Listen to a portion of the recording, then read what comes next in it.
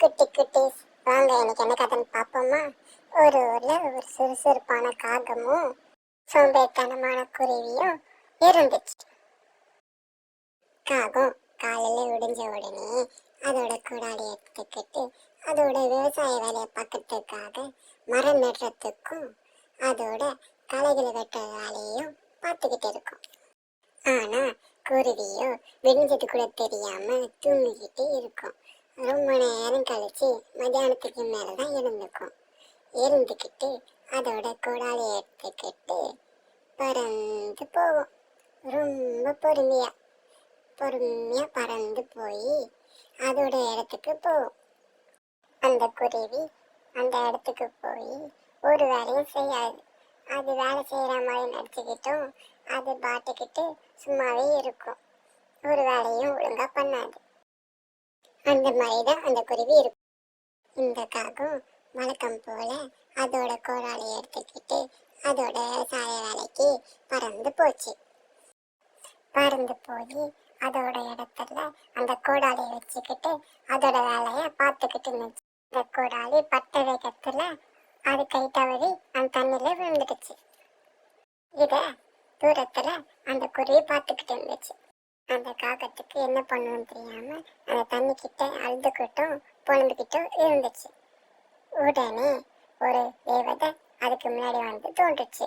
இந்த தேவதை ஒரு வெள்ளி கோடாலி கொடுத்து இது உன்னோடதா அப்படின்னு கேட்டுச்சு.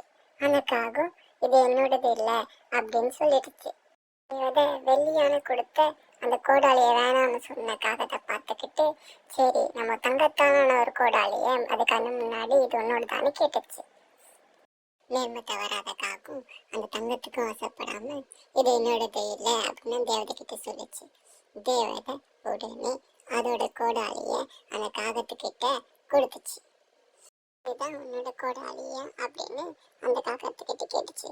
காகம் உடனே ரொம்ப நன்றி, இதுதான் என்னோட கோடாலி அப்படின்னு சொல்லிச்சு. உடனே அந்த தேவதை மறைஞ்சு போச்சு.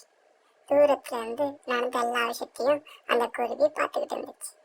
காகம் அதோட வீட்டுக்கு பறந்து போச்சு. நடந்த எல்லாத்தையும் பார்த்துட்டு இருந்த குருவி தங்க கோடாலிக்காக ஆசைப்பட்டு அதோட கோடாலியை எடுத்துட்டு வந்து தண்ணிக்குள்ள தெரியாம விழுந்த மாதிரி தூக்கி போட்டுச்சு. குருவி தண்ணி கிட்ட போயிட்டு அழுதுகிட்டும் புலம்பிக்கிட்டும் நடிச்சுக்கிட்டு இருந்துச்சு. உடனே தேவதை அந்த குருவி முன்னாடி வந்து தோன்றுச்சு.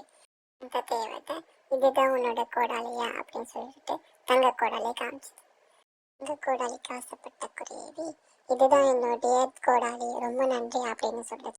உடனே அந்த தேவதை அந்த குருவி கிட்ட நீ போய் சொல்லியிருக்க, இது உன்னுடைய கோடாலி இல்லை, நீ பண்ண தப்புக்கு இந்த கோடாலியும் கிடையாது உன்னுடைய கோடாலியும் கிடையாது அப்படின்னு சொல்லிட்டு மறைஞ்சு போச்சு.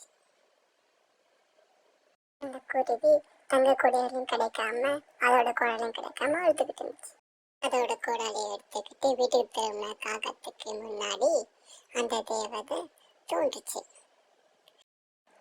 உன்னுடைய நேர்மைக்கான பரிசா இந்த தங்கத்தையும் இந்த கோடாலியையும் உனக்கானது அப்படின்னு சொல்லிட்டு இந்த தேவதை வந்தபடியே மறைஞ்சு போயிடுச்சு.